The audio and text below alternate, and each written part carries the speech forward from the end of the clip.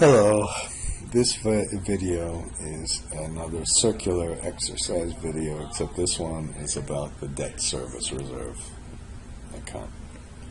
We've been working through different videos above. Now, the videos above addressed interest during construction and fees. If we have a bigger debt, we're going to have a bigger debt service reserve account. And we're going to have to fund that most of the time during the construction period. So let's begin with the date at which. So right now, let's say we have 6 months of debt service reserve account. This should be only allowed to be in 6 months increments. This means the prospective 6 months we have to keep in an account. And let's say the date at which we fund our debt service reserve account is the finish of the debt service. It's refinancing at the end of construction. Construction switch here must end there, so we'll make it E date of this -1. Okay, shift control 3. Let's make sure that's the right one. So our commercial operation date is 1 July 19. And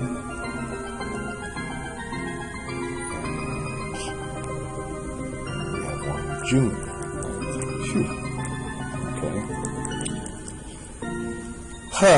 And now, the difference between this account and the other accounts is, number one, this we'll just have a switch that just goes and gets added in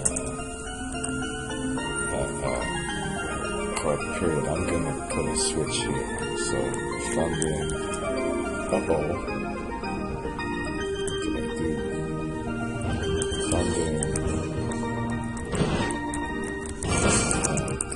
DSRA.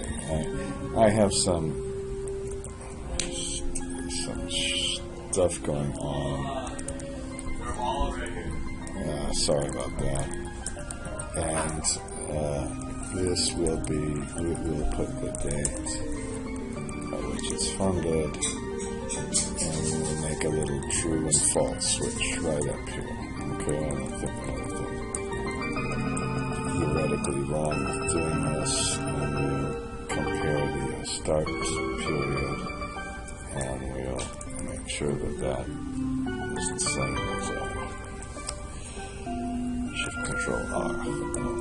Okay, now once we have this, we can say, well, we need the total DSRA, which we don't know what that is. And then once we have that, we can multiply. So let's just say that's 10. I don't know, any number. Okay, and of course we can take that, press the F4 key, and multiply it by R, switch. Now, the problem, of course, this is going to lead to a circular reference, just like everything else. Shift Control 1, Shift Control R. We add the funding of the debt service reserve account. Now let's do something right at the beginning.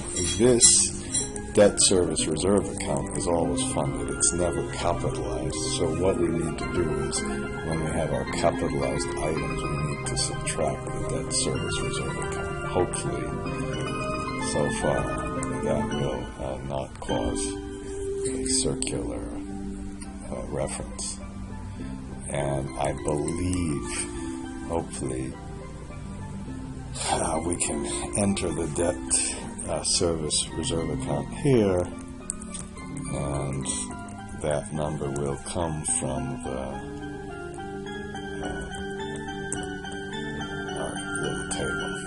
Okay, now once we have the permanent debt, we here's our permanent debt. We have our permanent debt. Our debt repayment, remember this number hopefully comes straight from number 66, which is the total debt here. Okay, so we have our total debt that we refinanced, and that debt starts to pay interest over here after the commercial operation date. So our debt service reserve account that we would have here would be this number, would be 6 months. Now, why don't we make a little balance of our DSRA account?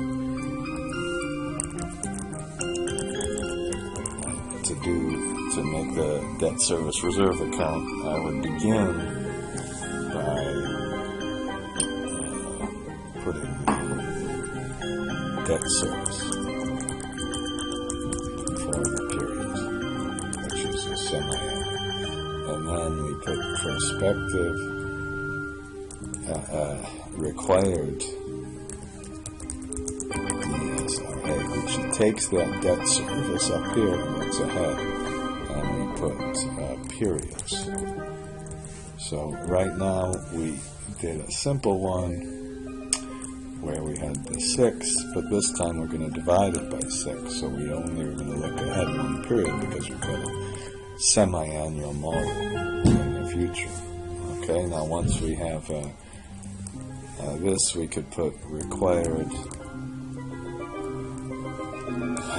funding of DSRA, which is the total required amount minus the, why don't we put here, I'll put less balance of DSRA,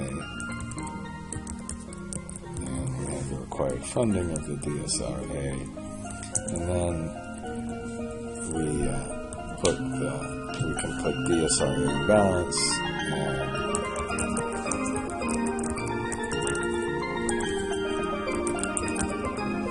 come on, can you spell it? And we can put the opening balance. Now we can add funding during construction, which is that amount that we just discussed up here, and add net funding, which will really be a reduction during operation. How's that?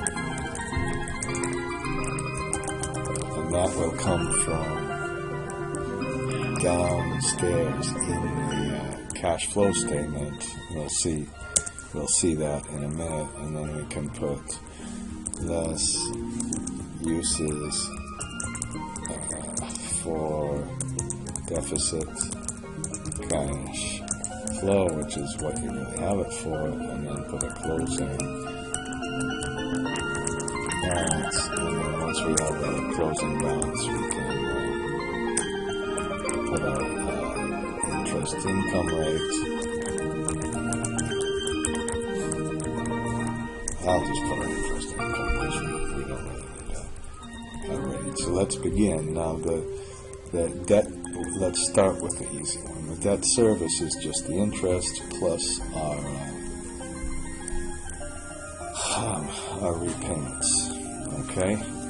This is, for me, this is just like some kind of root canal. And this one's easy. It's not so easy, but if we want to go ahead one period, what you can do is put the offset, use the offset command. But first, let's use the sum, because we might be going more than one period. Offset. We go up one, just keep on that row, but go forward one period, and then we go forward one period always. We always go forward one period. And then our height is 1, and then we sum it for one period. Okay? Shift Control R.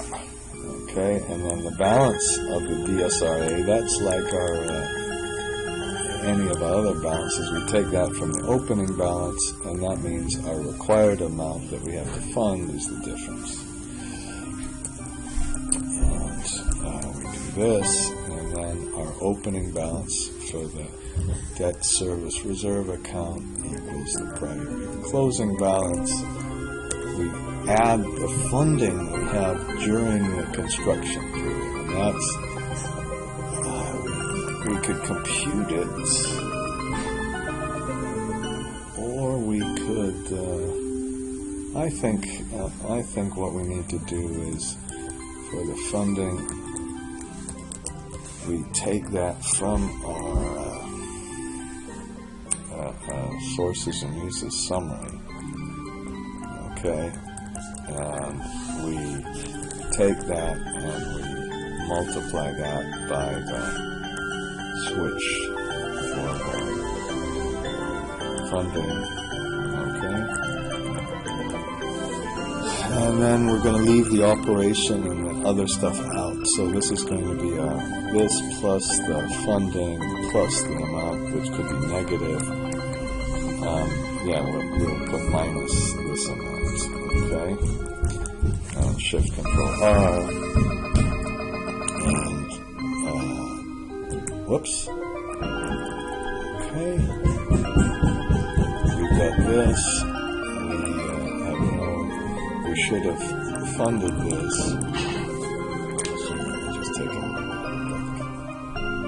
Okay, I was wrong about something. I should have on this line for funding during construction. We should have just taken the required funding and multiplied this by the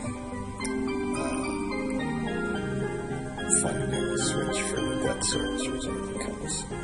Alright, and that number is a key number, because just like we did for the interest during construction and some of the other items, we will take the debt service reserve account and we can just put the sum on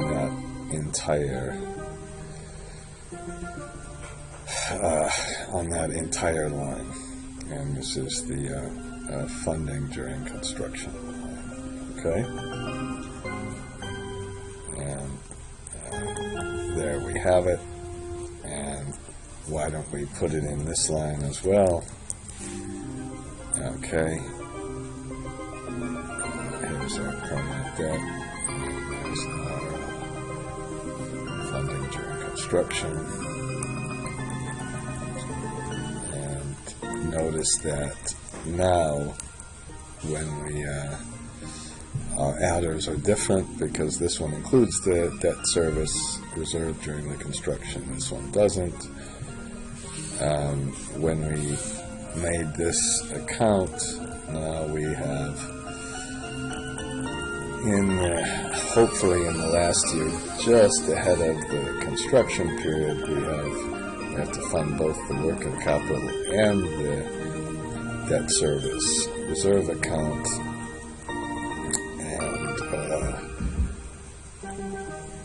We're going to have to put that into our.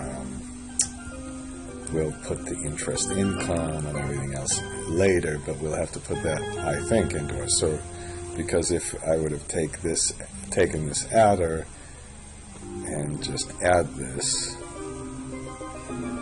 okay, we get a circular reference. And it's a natural circular reference, because the debt amount depends on the debt service reserve account, but the debt service reserve account depends on the debt amount, and there you have your nightmare of the blue lines. Or hopefully it won't be a nightmare as much anymore, because now we understand why they arise, and then we know what to do about them. So the rest of the video is going to be about solving this debt service reserve account and doing it in a similar manner. Now, what we're going to need to do is we're going to take our funding analysis, and we need to read in the debt service reserve account separately. Okay, we didn't compute that. Okay, the debt service reserve account, I guess, I don't know if we need to do that. I'm going to take that back. Let's put the DSRA periods. Okay, and periods. Now, I wanted to take a break, but we have the total debt here, and we can't, once we have the total debt, we can get the debt service reserve account. And actually, I think, I'm not sure we can, if we want to do it twice, but in order to find this, we're going to need a little bit of routine to find the debt service reserve account. I think we'll put it in the iteration here, okay? And why don't we, I think it might be advantageous to read in another function. I think this is going to be such a separate kind of thing. We can put DSRA equal DSRA compute, and we need a couple of things. We're going to need the interest rate. Okay, and then did I call it interest rate? I called it interest rate. Okay.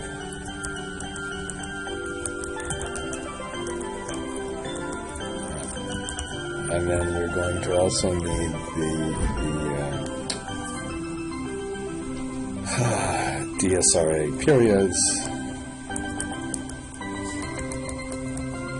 Okay, and then we're not finished because we're going to need the repayment type, which means that we need to read that in, and then we'll need the tenor. Okay. I'm sure we might need something else. Okay, so we better read that in.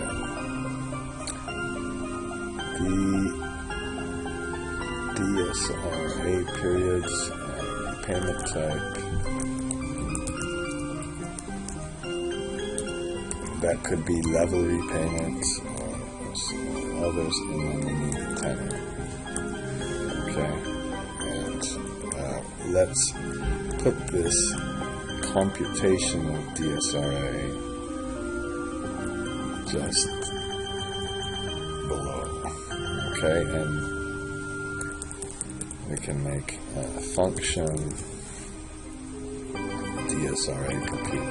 Why don't, before, in kind of the spirit of going backwards, pretend we have the DSRA computed, then and the other thing is, of course, the big thing we need is the total debt, which is the debt. What did we call the debt amount down here? Total debt. We need the total debt. That's going to drive everything. Okay.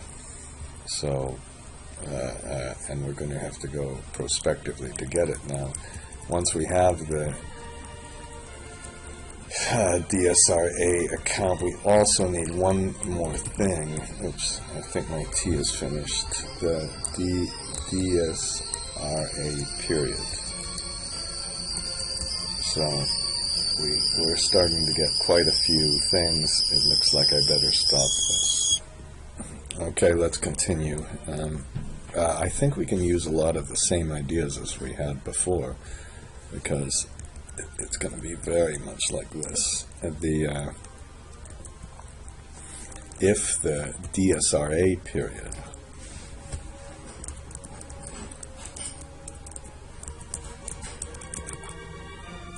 period is equal to true, then let's make the DSRA funding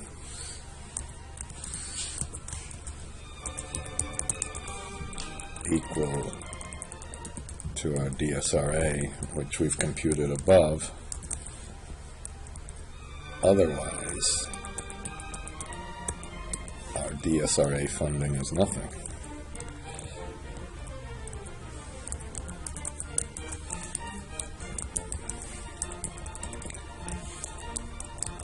Okay, and if we, let's make sure I don't this time try not to forget so many things. We have the total debt minus the opening debt, blah, blah, blah, commitment fee, capitalized interest. We're not capitalizing anything, but certainly our DSRA funding is part of our funding needs. I suppose we should have the same sort of rules as the funding needs. Total funding better include the DSRA funding. Let's not forget about that. And then opening equity and all that. And funding needs, we have debt funded times the pro rata percent. Whoops, there's some noise going on. And opening debt is not influenced by the DSRA itself, but the adders certainly should include the DSRA in it. I don't know if we even have to put DSRA funded in it, really. I think it should be the total project cost includes the adders, the total debt is the cost, the debt funding is the total debt minus the capitalized items, total funding is the total project cost, which includes now the DSRA, and we've got this. So the rest of the challenge now will be to compute the DSRA itself, which we have to, unlike this one, we need to go forward through the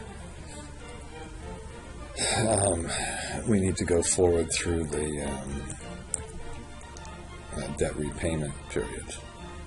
So I think, where it said tenor, I'm going to change this.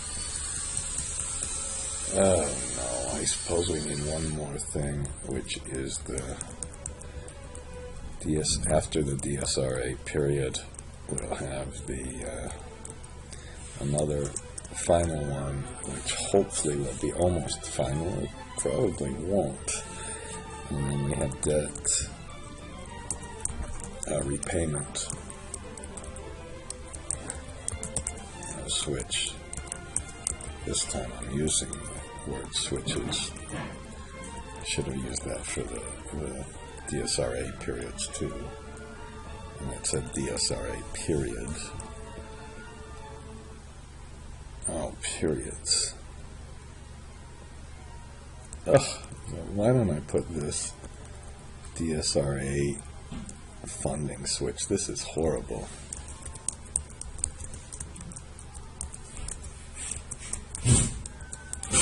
And remember, the good news is, whoops, sorry about the noise.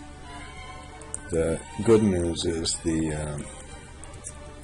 we can click on the entire line, so it's almost like entering an array is not much more difficult than entering a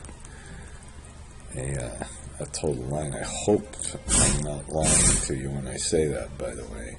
So, and this should be DSRA funding switch.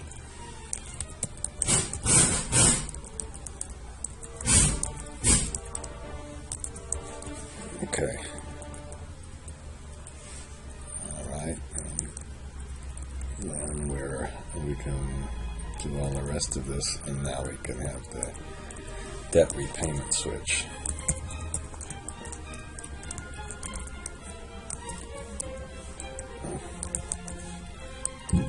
Okay. Ah, come on.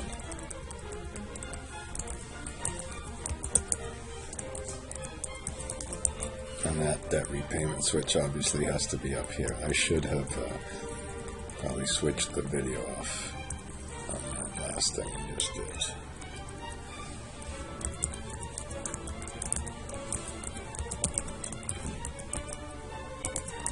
So again, I hope this is a little bit in the spirit of going backwards. Okay, and what we're going to first do is do something similar to what we did. And we need to start a loop. Okay, I'm gonna stop the video here for a minute because because of the noise. Okay, let's try again. It doesn't really matter about the noise, really, does it? This is an incredible. This is already a long video, and too long, really. So let's start with the DSRA. Let's start with the back. Okay, DSRA compute equal, and it's going to be the required DSRA in the first period. Well, let's keep going back. Okay, I think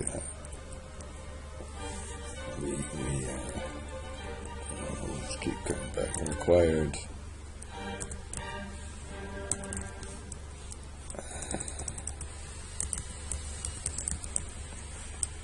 DSRA equals that. This is where we have to look forward. Equals debt repayment. We put debt service.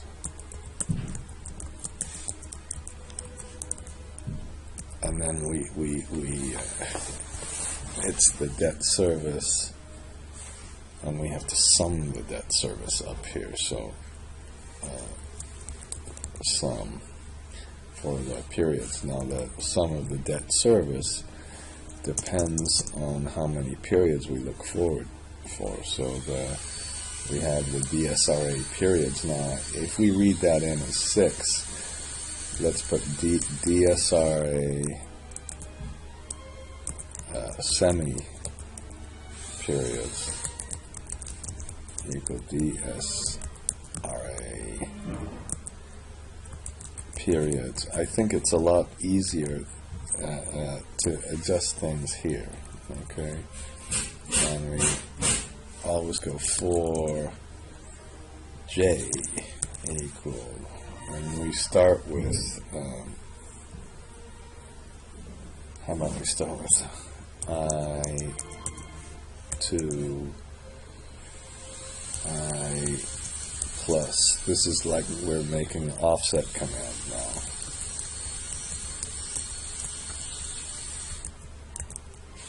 So we go forward here, and then we say, well, debt service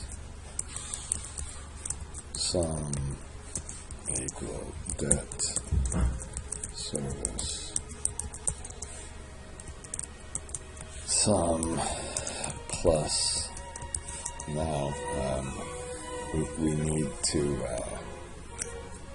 need to look ahead and get the debt service for period J, and we put next J, and this has got to be outside of the. This has got to be outside of the whole loop. Okay, and now what we're going to need is a dimension on the debt service. Whoops. And let's make a dimension. I guess it doesn't really matter. But this has got to be inside. I'm going to stop and do this just a minute. Okay, so I did some work here, so otherwise it would just get too long. Interest, we go around for the debt repayment period. We start with a counter. If the counter is equal to 1, that means we have the start period, and I guess I don't even need the start period, but the interest is on the opening debt. Then we use our repayment type code, which if it's 1, it's level, and if it's level, we just take the total debt divided by the tenor in years, divided by 2 since it's semi-annual. If it's a annuity repayment, we take the interest rate and see what period we are, compare that to the total length of the debt, which is tenor, and put the 0 minus the debt. So these are okay, these repayments. The problem is if it's sculpted repayment, we need CFADS, which I just filled in a 0, and we need the DSRA, which we're going to address in subsequent videos. This is the big problem. And then we can end the select, and finally we can put the opening debt is equal to the opening debt in the last period minus the repayment. Okay, so the only thing we put a little dimension on was the debt service, meaning we need a dimension on the debt service, and we start with a sum of 0, and we keep adding the debt service, starting with period 1. Okay, that's period 1 up here, and we add up the debt service. This is like our offset command. And then our required debt service is the sum of all the debt service, and the amount that we compute in our function is the same item. Okay, so that's the DSRA compute, which you notice we left it for the last because it tends to be always a very painful thing to do. And I'm going to pause now, and we'll try to implement this one. Okay, let's just at least get this horribly long function in here, and let's see if it's possible to not really make it extremely painful. So again, just click on the FX button, and the first thing we needed was our starting point, which was our debt to capital, and then we need our capitalized interest switch. We need the funding type, which we have to be a little bit careful. That was the debt tenor. That name isn't very good, is it? Because that could be the repayment type. Okay, and then it asks for the capex, wasn't it? The capex. Then the construction switch. You can see how certainly with these functions where you have to add a whole lot of data, I just think entering the whole line is so much, it makes it something that would be almost unbearable, a little bit more bearable. Okay, and then we put the working capital in, then we need to put in the interest rate. I know this is a whole lot of things, and you might be saying, oh, it's so much, I don't even want to do it. But unfortunately, the alternatives are the goal-seek method and limiting, or the goal-seek method really wouldn't even work. So what are we putting in next? Look at this. This was the upfront fee. Then the commitment fee.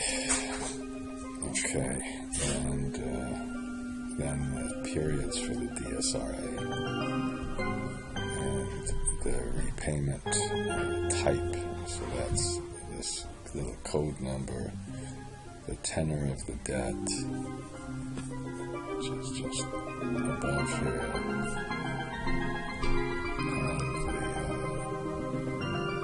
the debt funding. What was it? This was the DSRA funding switch. See? If you enter the wrong ones, of course, it'll give you the wrong answer. So this is actually a pretty important part of the whole process. And then let's put the debt repayment switch up here. And there's the debt repayment switch. I think that might have been the very first one. Okay. And that goes all in. With the 0 DSRA, everything's working, but we now have to work on the DSRA. Okay, now we're finished with this. You can see that the difference in the adders versus the computed adders is 0. We can try all sorts of different repayment. Well, no, we can't. We can try the 1 or the 2 for the repayment codes. 1 gives us this, 2 gives us same. Oh, 1 gives us this, 2 gives us a little bit higher.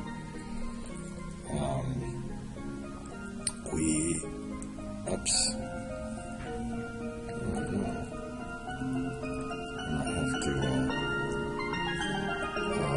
We're going to have to make a recalculation. If I put 90% debt in,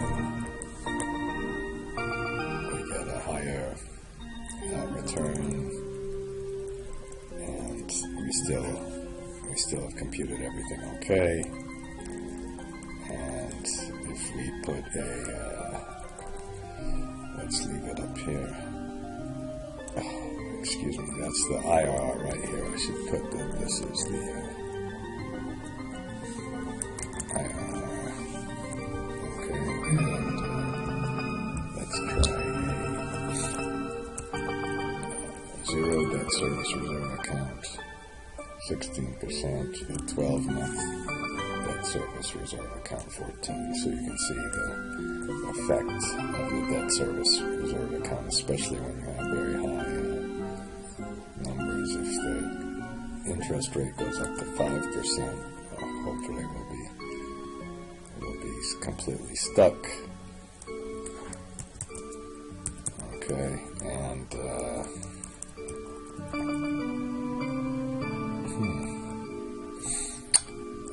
you know what you have to do to make this recalculate is you have to put a little recalculate all switch in there.